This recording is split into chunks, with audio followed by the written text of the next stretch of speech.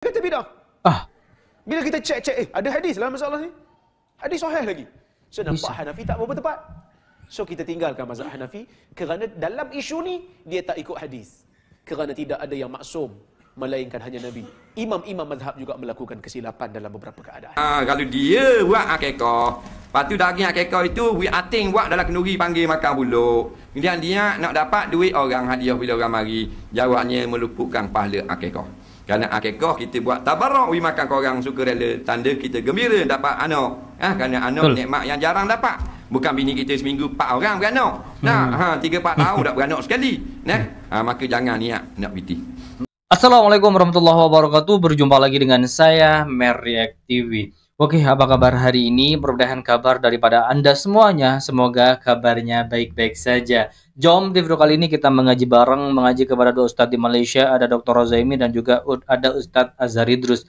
Dr. Rozaimi mengatakan bahwa ada beberapa hadis yang mengatakan akikah itu bid'ah. Oh, akikah teman-teman ya? Gak ada. Mungkin setahu saya, mungkin saya orang awam, maaf teman-teman. Akikah itu hukumnya sunnah. Bagi yang mampu wajib, bagi yang tidak mampu sunnah teman-teman ya. Tapi gak ada yang mengatakan bid'ah. Tapi hal itu dibantah oleh Ustadz Azhar Idrus. Benarkah akikah itu ada sebagian ulama mengatakan bid'ah, dan ada sebagian ulama mengatakan sunnah, dan ada sebagian ulama mengatakan wajib. Oke, sebelum kita mengaji bareng, jom saya Merreact TV ingin mengajak Anda semuanya, khususnya umat muslim atau yang sedang nonton video ini, untuk selalu dan terus selalu istiqomah membiasakan diri bersolawat terlebih dahulu kepada baginda Nabi besar Muhammad sallallahu alaihi wasallam. Allahumma shalli ala Muhammad wa ala ali Muhammad. Mudah-mudahan beliau kelak senantiasa memberikan pertolongannya kepada kita semua, senantiasa memberikan syafaatnya juga kepada kita di yaumil qiyamah nantinya. Oke, seperti videonya, jom kita simak bersama-sama. Let's go. Dengan mempelajari ilmu hadis, kita dapat tahu bila mana ulama berbeza pendapat, mazhab berbeza pendapat, kita tahu mana mazhab yang sahih, mana mazhab yang lebih tepat dalam masalah ni. Saya bagi contoh. Tuan-tuan, tuan-tuan tahu tak? Ada mazhab yang kata akikah itu bid'ah. Tuan-tuan biasa buat akikah untuk anak? Biasa kan? Anak dapat anak lelaki berapa ekor? 2 ekor kambing. Dapat anak perempuan? 1 ekor kambing. Sunnah. Ada mazhab Hanafi dia kata bid'ah. Bila kita cek, ada hadis dalam masalah ni. Hadis sahih lagi. So nampak Hanafi tak berapa tepat. So kita tinggalkan mazhab Hanafi kerana dalam isu ni dia tak ikut hadis. Kerana tidak ada yang maksum melainkan hanya Nabi. Imam-imam mazhab juga melakukan kesilapan dalam beberapa keadaan. Contoh, solat qabliyah maghrib, apa hukum? Sunnah. Solat qabliyah maghrib 2 rakaat, apa hukum tuan-tuan? Nak sebut pun takut lah. Sebab kami kena berhati-hati Zat. Tak berani nak sebut sunnah. Solat qabliyah maghrib sunnah, tapi dia bukan muakkad. Dia sunnah biasa. Sebab dalam hadis Muslim, Nabi SAW sebut, sallu qabla al-maghrib, sallu qabla al-maghrib, sallu qabla al-maghrib liman sya'. Salatlah kamu sebelum maghrib, salatlah kamu sebelum maghrib, salatlah kamu sebelum maghrib, bagi siapa yang mahu. Tapi ada ulama seperti Ibrahim An-Nakhai, ulama besar, Ibrahim Nakhai, dia kata bid'ah salat sebelum maghrib 2 rakaat.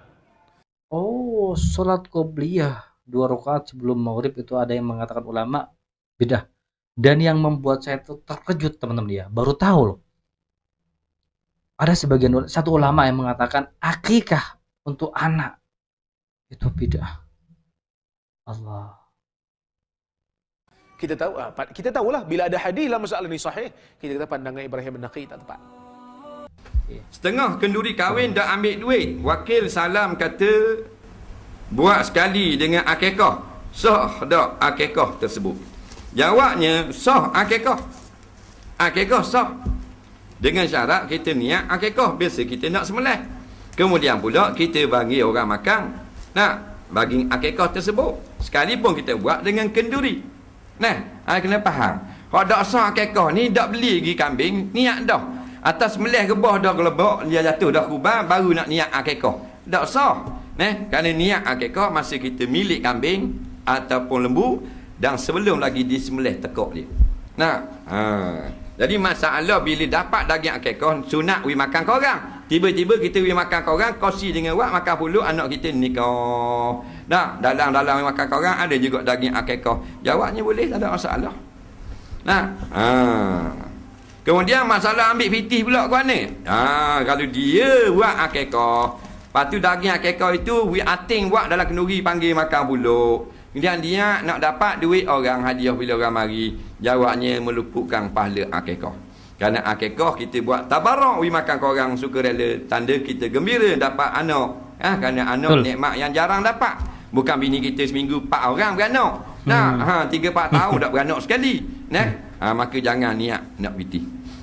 Dah mana pula kalau ambil piti? Kalau kenduri kahwin? Jawabnya hukumnya macam kita ambil hadiah. Nabi kata tahadau tahabbu. Sama-sama beri hadiah, maka datang kasih sayang sesama kita.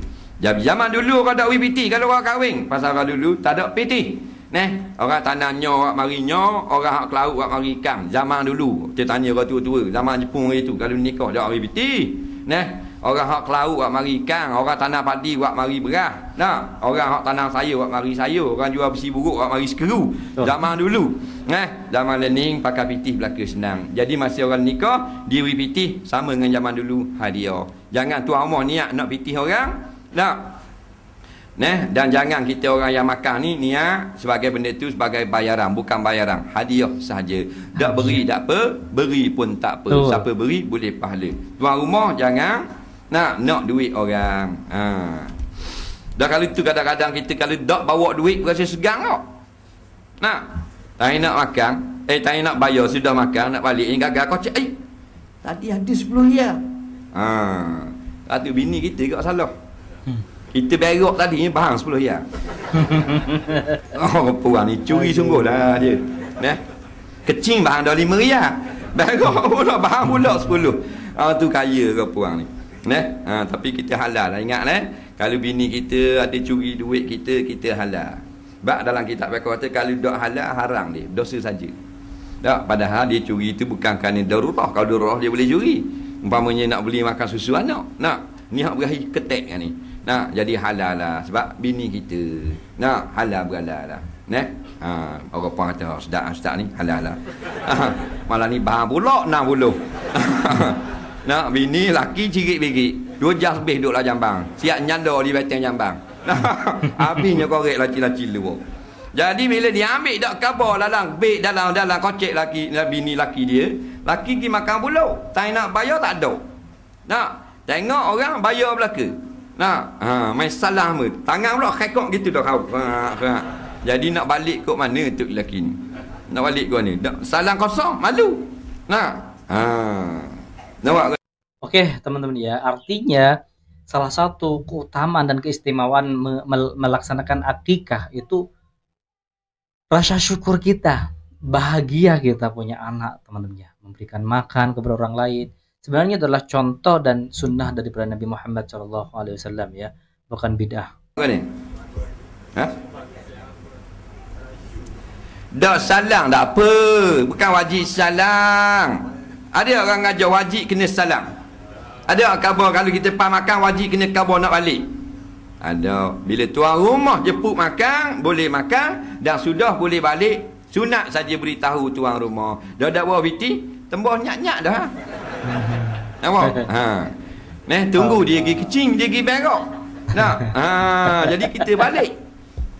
Tu dia sayang nak pergi kecing pasal takut rugi salam. Nak kecing pun dia kecing lah kain. Faham tak? Dia tunggu gok situ. Dan awak kau ni. Kalau dia tunggu gok situ. Tak salah kosong, malu kohong ke? Tak? Benda cakap tak kan kalau kedai kopi kokang dah salah kosong. Nampak kau ni?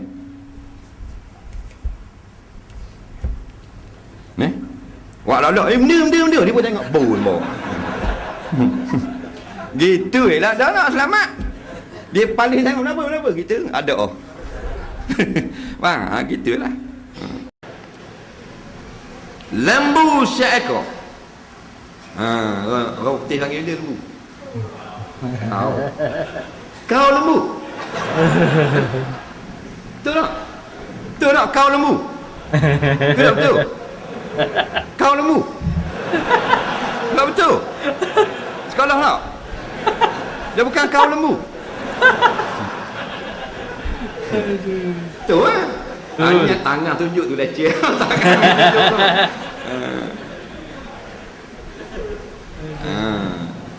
Nampak? Lembu. Tahu tak apa orang panggil lembu? Siapa yang mula-mula panggil lembu? Dia, kita beranak ni orang panggil dah lembu tau. Sejarah dia. Sebelum tu tak ada nama lembu. Orang tak tahu nama dia, orang Melayu. Orang putih dia panggil kau. Kau tu maknanya tak erti benda. Kau tak erti. Faham? Apa kita panggil lembu? Asal cerita dia, siapa tahu? 100 ya, saya wi selalu. Man asal tu bik kataan lembu. Ni sejarah kena tahu kau. Tahu tak? Tak tahu. Asal usul nama lembu. Tak tahu. Nak tahu tak? Tambah sudah. Nak tak? Aku tak tahu kau.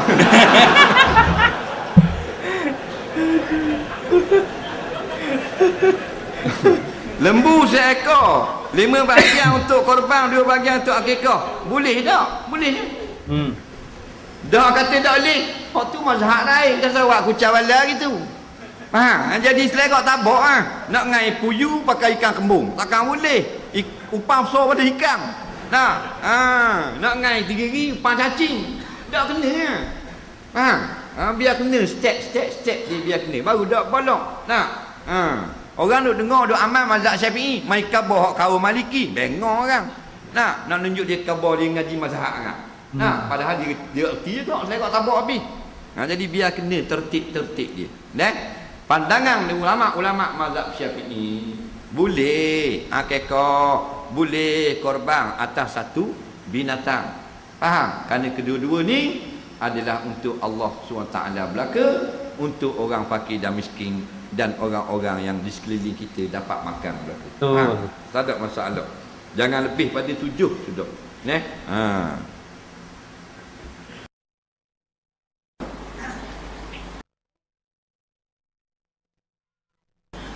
Maksud akikah benda kak? Akikah adalah menyembelih kurban dengan sebab kurniaan anak daripada kelahiran. Kerana banyak ulama buat takrif, tapi itu sebahagian daripada takrif. Menyembelih haiwan korban dengan sebab mendapat anak sebagai satu kurnia. Jadi gembiranya Tuhan beri rezeki anak, sembelih korban. Itulah akikah sebenarnya. Jadi akikah bukan anak tu, menyembelih tu sendiri. Binatang korban maknanya binatang yang sah buat korban. Lembu, kambing, bigi-bigi, kerbau dan unta. Itu akikah. Tujuan akikah dan kelebihannya. Tujuan akikah iaitu menunjukkan rasa syukur kita kepada Allah. Kerana anak ni harta yang paling mahal daripada wang ringgit. Orang ada sejuta, orang colek anak dia, dia ambil sejuta tu bayar ke empuk colek, nak anak semula. Mana anak mahal pada sejuta ni. Kelebihannya iaitulah anak itu katanya setengah ulama tergadailah kebajikan dia itu, maknanya dia duduk dalam keadaan lega, tidaklah dalam keadaan terhutang-hutang. Apakah hukum yang mampu melakukan akikah tapi tidak mahu melakukannya? Jawabnya makruh. Kerana akikah ni sunat bukan wajib. Manakah yang betul sunat 2 ekor kambing untuk anak laki-laki, afdal 2 ekor kambing untuk anak laki-laki. Yang betulnya sunat 2 ekor anak kambing, 2 ekor kambing untuk anak laki-laki ataupun afdal. Sama saja. Nak kata sunat boleh, nak kata afdal pun boleh. Sebab ada ulama berkata sunat sembelih 2 ekor kambing untuk anak laki-laki, tetapi jika seekor memadai. Memadai makna harus. Ada ulama guna ibarat dan yang afdalnya 2 ekor kambing untuk anak laki-laki dan harus dengan 1 ekor. Faham? Habis masalah. Oke, teman-teman semuanya, itulah ceramah daripada Dr. Razimi dan Ustaz Azadrus. Mudah-mudahan menjadi ilmu yang barokah, ilmu yang bermanfaat, ilmu yang menjadi ilmu yang mendatangkan pahala dan kebaikan di dunia dan di akhirat nantinya. Amin. Dan itulah pembahasan daripada akikah, teman-teman. Sebenarnya akikah itu sunnah daripada Nabi Muhammad SAW. ternyata tidak wajib. Tidak wajib itu makruh. Tidak wajib tapi makruh, teman-teman ya. Bagi yang mampu. Bagi yang tidak mampu itu sunnah, teman-teman ya. Apa tujuannya? Tujuannya adalah memberikan rasa syukur kita kepada Allah, memberikan makanan kepada fakir, miskin, dan orang-orang sekitarnya, seperti itu, teman-teman. Yang mengatakan bid'ah itu keliru sebenarnya ya. Saya tidak menggolkan ulama itu. Tapi gimana ya? Namanya juga sedekah, teman-teman. Dan ini adalah jelas sunnah dari Nabi Muhammad SAW. Oke, buat teman-teman yang suka dengan video ini, silahkan bantu dengan cara menekan tombol like, komen, dan share. Jangan lupa subscribe channel daripada HMRbat TV ini. Baik, kita akhiri dengan kalimat hasbunallah wa ni'mal wakil, ni'mal maula wa ni'man nasir, wala haula wala quwwata illa billah.